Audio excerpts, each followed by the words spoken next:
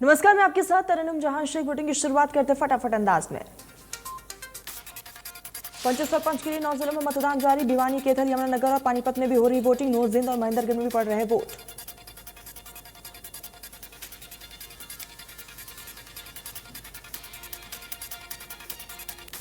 पंच सरपंच के पदों के लिए हो रही वोटिंग। चुनाव को लेकर सुरक्षा के पुख्ता इंतजाम। आज ही होगी वोट की गिनती। कैथल में पंचायत चुनाव के लिए वोटिंग जारी। मतदान के लिए जिले में बनाए गए 698 बूथ, 180 अति संवेदनशील और 126 संवेदनशील मतदान केंद्र। जिले में 6,20,000 से ज्यादा मतदाता। भिवानी में भी पंच सरपंच के लिए वोटिंग जारी। मतदान केंद्रों पर लगी मतदाताओं की कतारें। मतदान केंद्र पर सुरक्षा के कड़े इंतजाम। सुरक्षा के लिए चप्पे चप्पे पर पुलिस बल को तैनात किया गया।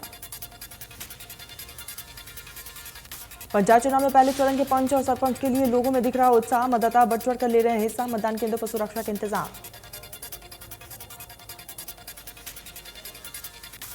आदमपुर उपचुनाव के लिए प्रचार का समय खत्म हो चुका है। अब से डोर टू डोर कैंपेन कर सकेंगे प्रत्याशी। गुरुवार को होगी वोटिंग, रविवार को आएंगे नतीजे।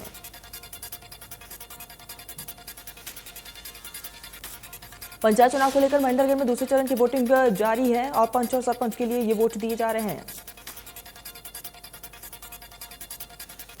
यमुनानगर में 490 ग्राम पंचायत, जिसमें से 40 सरपंच सर्वसमिति से चुने जा चुके हैं और इसी तरह से पंच के 3,841 चुने गए हैं, जिनमें से 2600 से अधिक पंच सर्वसमिति से चुने जा चुके हैं। पंचायत चुनाव को लेकर पुलिस प्रशासन अलर्ट मोड पर भी। किसी भी अनहोनी से निपटने के लिए पुलिस प्रशासन तैयार है। कैथल मतदान केंद्र पर सुरक्षा के पुख्ता इंतजाम। कैथल मुख्यालय डीएसपी का बयान। एसपी सम्मानवी और पूरी सूझबूझ से काम लेगी और ऐसे पहले शांतिपूर्ण चुनाव करवाए हैं और ठीक उसी तरीके से आज भी संपन्न होंगे।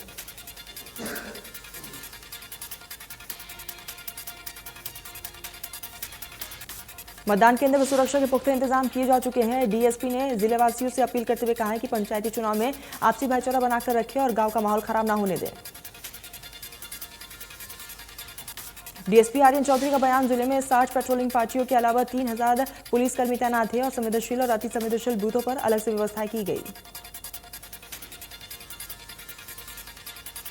रेवाड़ी से एक चुनाव आचार संहिता के उल्लंघन का केस सामने आया है। आरोप है कि एक जिला परिषद के उम्मीदवार ने चुनाव चिन्ह के आवंटन होने से पहले चिन्ह को पर्ची में छपवा दिया।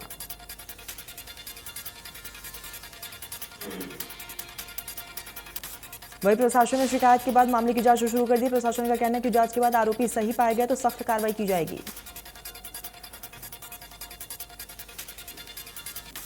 चंडीगढ़ में हरियाणा राज्य भवन में हरियाणा दिवस पर रंगारंग कार्यक्रम का आयोजन किया गया, जिसमें सीएम मनोहर लाल ने दीप प्रज्वलित कर कार्यक्रम की शुरुआत की। कार्यक्रम में राज्यपाल बंडारू दत्तात्रेय के साथ पंजाब के राज्यपाल बनवारी लाल पुरोहित भी मौजूद रहे। कार्यक्रम में विभिन्न लोक नृत्य की कलाकारों ने प्रस्तुतियां दी।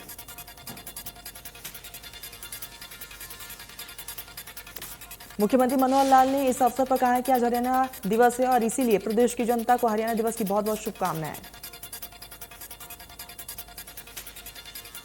हरियाणा प्रदेश ने अलग राज्य के रूप में स्थापित होकर अनेक क्षेत्रों में तरक्की का आयाम स्थापित किया है। ये सब हरियाणा वासियों की मेहनत और लगन का ही नतीजा है। मुख्यमंत्री मनोहर लाल ओडिशा के राज्यपाल प्रोफेसर गणेशी लाल की पत्नी स्वर्गीय सुशीला देवी की दूसरी पुण्यतिथि पर श्रद्धांजलि देने के लिए सिरसा पहुंचे। सीएम के साथ बिजली मंत्री रणजीत सिंह चौटाला और सिरसा सांसद सुनीता दुग्गल भी मौजूद रहे। सीएम मनोहर लाल ने स्वर्गीय सुशीला देवी की प्रतिमा को श्रद्धांजलि दी है। इस मौके पर भगवान जगन्नाथ के रथ के दोनों पहियों पर भी सीएम मनोहर लाल ने पुष्प अर्पित किए। हरियाणा के डिप्टी सीएम दुष्यंत सिंह चौटाला ने कहा कि हमारी सरकार में किसानों को फसल का भुगतान 48 घंटे में मिल रहा है और हम 3 साल से प्रदेश को उन्नत करने में जुटे हुए हैं। दुष्यंत चौटाला ने कहा कि पहले मंडियों में किसानों को परेशानियों का सामना करना पड़ता था, लेकिन आज की सरकार ने फसल का दाना दाना खरीदा है और किसानों को लाभ पहुंचाने में सक्षम है। दुष्यंत चौटाला ने कहा कि आदमपुर में 100 करोड़ रुपए से सड़कें विकसित हुई हैं और सभी इलाकों में समान रूप से विकास हुआ है। बाल संबंध में गर्ल्स कॉलेज भी खोले गए हैं। गृहमंत्री अनिल विज ने कांग्रेस पर तंज कसते हुए कहा है कि कांग्रेस ने देश में विकास नहीं किया और भारत जोड़ो यात्रा के जरिए राहुल गांधी दाग मिटाना चाहते हैं।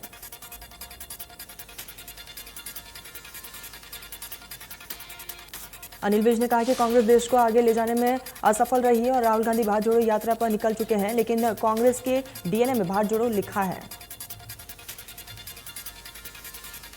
अनिल विज ने कहा कि 1984 में कांग्रेस ने दंगे करवाया। साथ ही अनिल विज ने आम आदमी पार्टी के मुखिया अरविंद केजरीवाल पर भी जमकर निशाना साधा है और कहा है कि चुनाव के दौरान केजरीवाल फ्री वादे करता है। अनिल विज ने कहा कि आम आदमी पार्टी हर जगह से हारती आ रही है और साथ ही उन्होंने पीएम मोदी की तारीफ करते हुए कहा है कि देश की सियासत को पीएम मोदी ने बदला है। सीएम मनोहर लाल ने कांग्रेस प्रवक्ता संजय ठक्कर को बीजेपी में शामिल करवाया है और इस बीच कई और लोग भी बीजेपी का दामन थामते हुए नजर आए।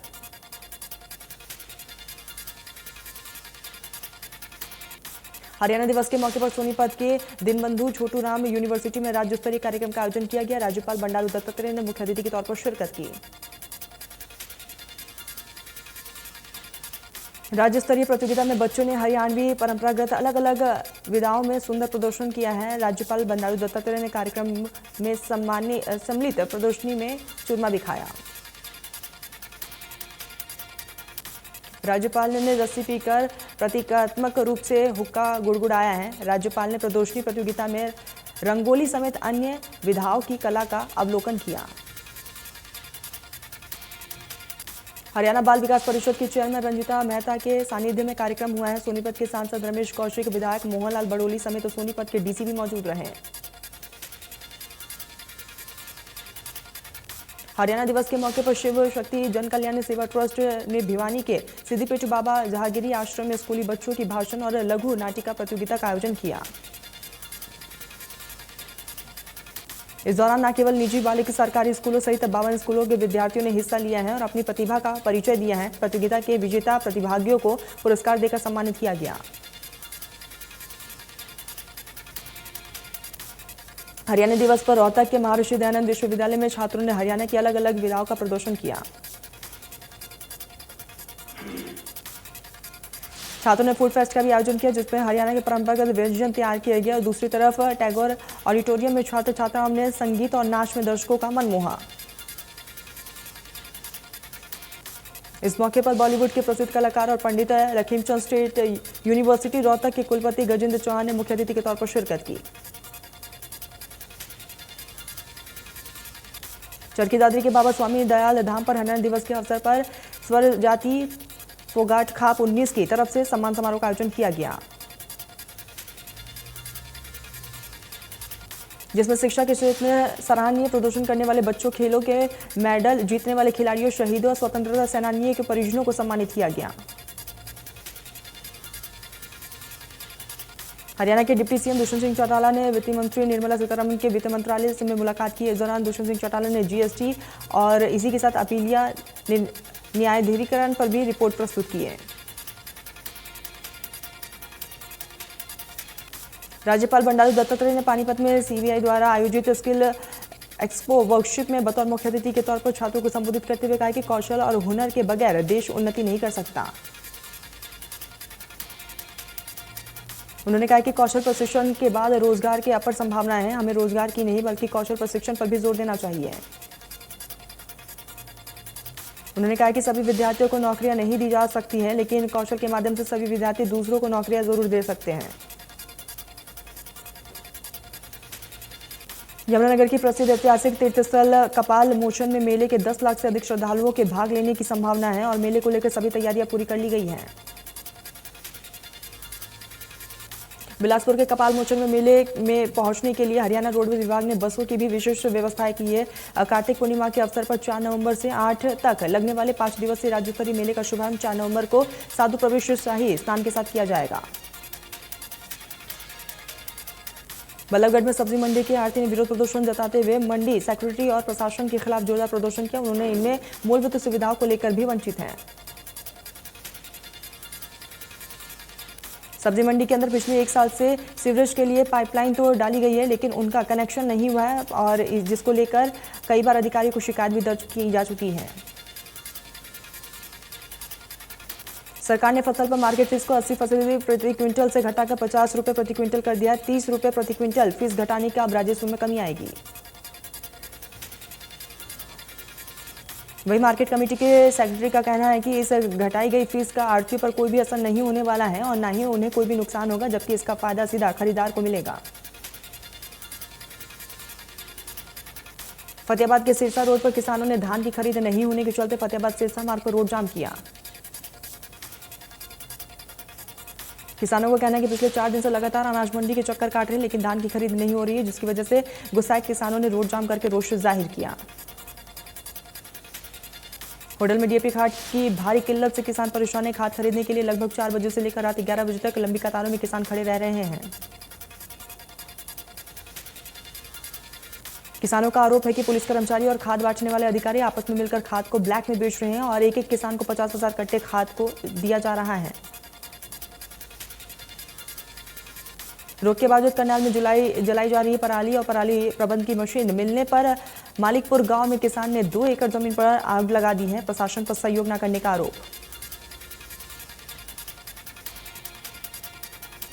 पलवल में कृषि विभाग द्वारा फसल अवशेष जलाने पर 16 किसानों पर कार्रवाई की गई है और 40,000 रुपए का जुर्माना लगाया गया।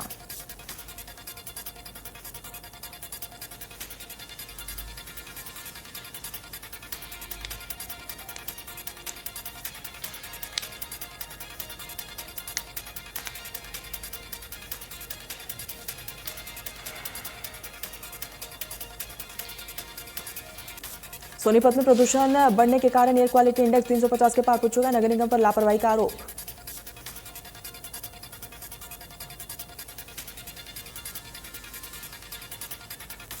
कृषि उप निदेशक डॉक्टर पवन कुमार शर्मा ने बताया कि किसान फसल अवशेष न जलाए बल्कि उनका उचित प्रबंध करें। उन्होंने कहा कि फसल अवशेष जलाने पर किसानों उनके चालान किए जाएंगे। सोनीपत में युवक पर तेजाब से हमला करने की आरोपी युवती गिरफ्तार हो चुकी है। शादी से मना करने पर युवक पर किया था तेजाब से हमला। केतल के बालू गांव में शराब के ठेके पर हुए डबल मर्डर के मामले में 3 दोषियों को उम्र कैद की सजा हुई है। तीनों पर लगाया गया 45,000 रुपए का जुर्माना।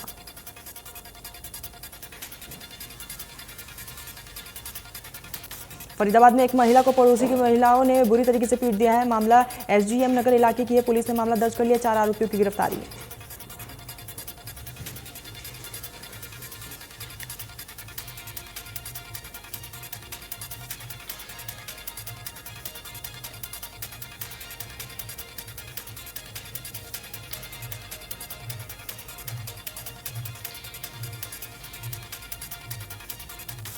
साइबर सिटी गुरुग्राम में 10वीं कक्षा की छात्रा से 5 दोस्तों ने मिलकर होटल में गैंगरेप किया है और जान से मारने की धमकी दी है। 5 आरोपी छात्रा को बदहवास हालत में छोड़कर फरार हुए।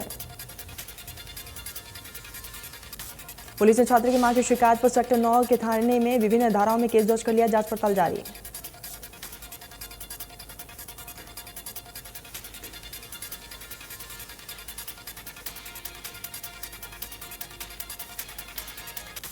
केरल में गूंगी बहरी पत्नी पर जुल्म के मामले में परिजन इंसाफ की मांग के लिए एसपी से मिलने के लिए पहुंचे। कार के लिए ससुराल जान प्रताड़ित कर रहे थे।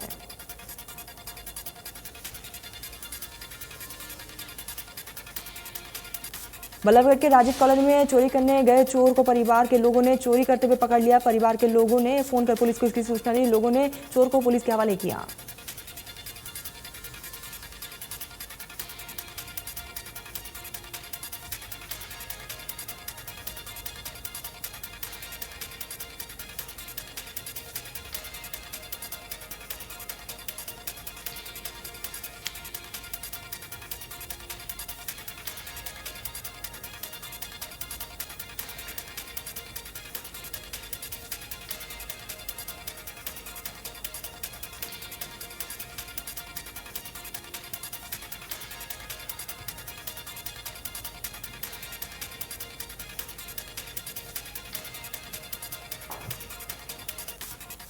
रतिया के मेन बाजार में रेडीमेड कपड़ों की दुकान में चोर ने सेंध लगाई है। गले से नकदी और सामान लेकर फरार हुआ है। जांच पड़ताल जारी।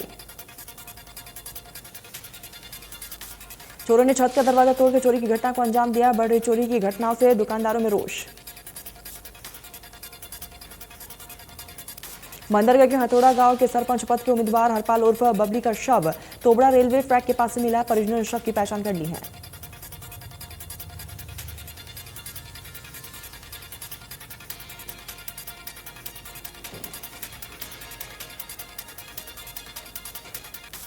उम्मीदवार के गायब होने की वजह से ग्रामीणों ने पंचायत चुनाव का बहिष्कार भी किया है और वे सरपंच को ढूंढने की अपील भी कर रहे थे। सोनीपत के लिबासपुरा में खोखो में रखा गया सामान और 2 लाख से ज्यादा की राशि में आग लग गई। सूचना मिलते ही दमकल विभाग मौके पर पहुंची और कड़ी मशक्कत के बाद आग पर काबू पाया गया। पीड़ित परिवार ने आगामी 28 नवंबर को बेटी की शादी के लिए ये तमाम पैसे जुटा के लगे थे, जिसके बाद दंपति ने धन इकट्ठा किया था, जो कि जलकर राख हो चुका है। फतेहाबाद के पुरानी तहसील चौक पर स्थित शनि मंदिर में चोरी का मामला सामने आया, जहां पर चोर ने दान पात्र से करीब 50,000 की नकदी लेकर फरार हुआ। मंदिर में चोरी की सूचना के बाद पुलिस की टीम पहुंची, जिसके बाद मौके पर पहुंची पुलिस ने शिकायत दर्ज कर लिया। जांच पड़ताल की जा रही है। करनाल के मधुबन में हरियाणा पुलिस एकेडमी चोरों के निशाने पर है और चोर पुलिसकर्मियों के घरों में घुसकर सिलसिलेवार तरीके से चोरी की वारदातों को अंजाम दे रहे हैं। पुलिस एकेडमी में चोर के 3 वारदात हो चुकी हैं। सोनीपत की मयूर विहार में एक युवक व महिला द्वारा तेजाब फेंकने के मामले में सोनीपत सिटी थाना पुलिस ने तेजाब फेंकने वाली महिला को गिरफ्तार किया। शादी से मना करने पर आरोपी महिला ने तेजाब फेंकने का खौफनाक कदम उठाया है। पुलिस ने अंजलि को गिरफ्तार कर लिया, कोर्ट में पेश किया गया। फिलहाल पुलिस जांच पड़ताल में जुटी है।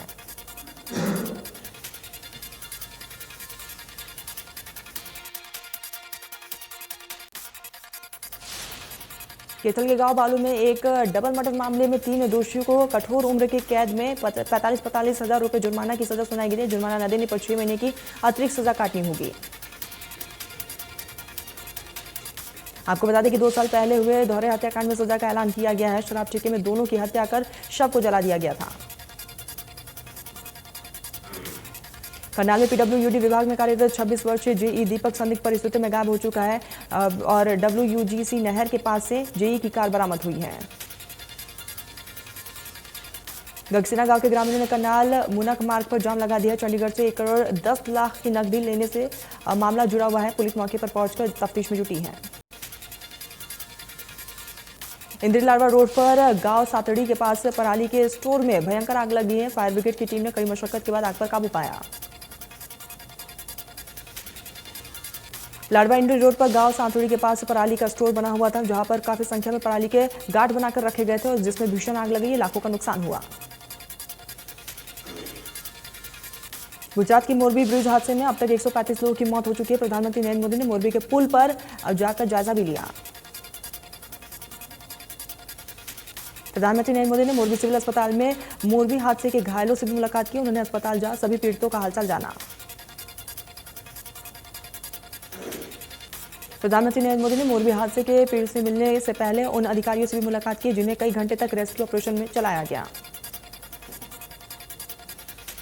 मोरबी हादसे में अब तक 135 से ज्यादा लोगों की मौत हो चुकी है। गुजरात सरकार के मुताबिक 17 लोगों का अभी भी इलाज चल रहा है। 2 लोग अभी भी लापता हैं। सर्च और रेस्क्यू ऑपरेशन जारी है। सरकार के मुताबिक 134 मृतकों के परिवार को 4-4 लाख रुपए की आर्थिक मदद दी जा चुकी है। मरने वालों को भी पश्चिमी बंगाल और ऐसे में कागजी कार्रवाई भी जारी है। गुजरात के मोरबी हादसे पर प्रधानमंत्री मोदी ने सोमवार शाम गांधीनगर में हाई लेवल मीटिंग बुलाई है। पीएम ने कहा है कि पीड़ितों को हर संभव मदद दी जाएगी। बैठक में हादसों पर शोक व्यक्त करते हुए 2 नवंबर को गुजरात में राजकीय शोक मनाने का निर्णय लिया गया और इस दरमियान सरकारी भवनों पर राष्ट्रध्वज आधा झुका हुआ रहेगा। मोरबी हादसे में पुलिस ने आरोपियों पर कार्रवाई शुरू कर दी है और पुल का रखरखाव करने वाली ओरवा कंपनी के 2 मैनेजर, ब्रिज के रिपेयरिंग करने वाले 2 यहां पर कंट्रैक्टर और 2 टिकट क्लर्क और 3 सिक्योरिटी गार्ड्स को गिरफ्तार किया गया।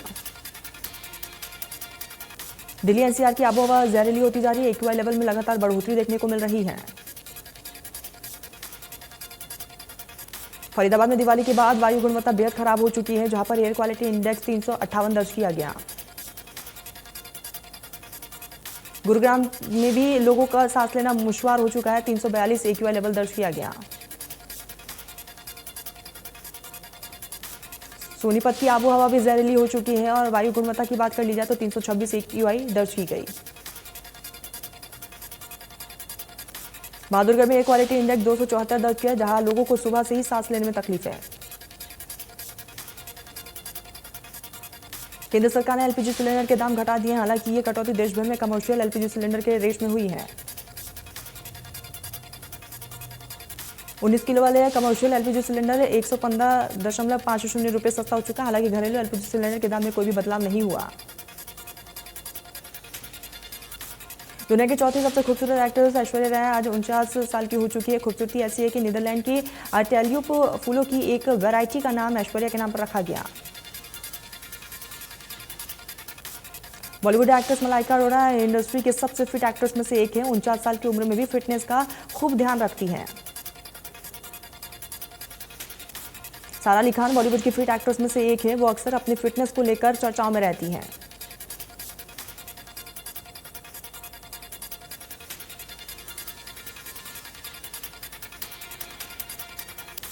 Film Monica O my darling का ट्रेलर रिलीज हो चुका है। 2 मिनट 23 सेकंड के इस ट्रेलर में गजब का सस्पेंस भी है। लोग इस ट्रेलर को काफी ज्यादा पसंद कर रहे हैं।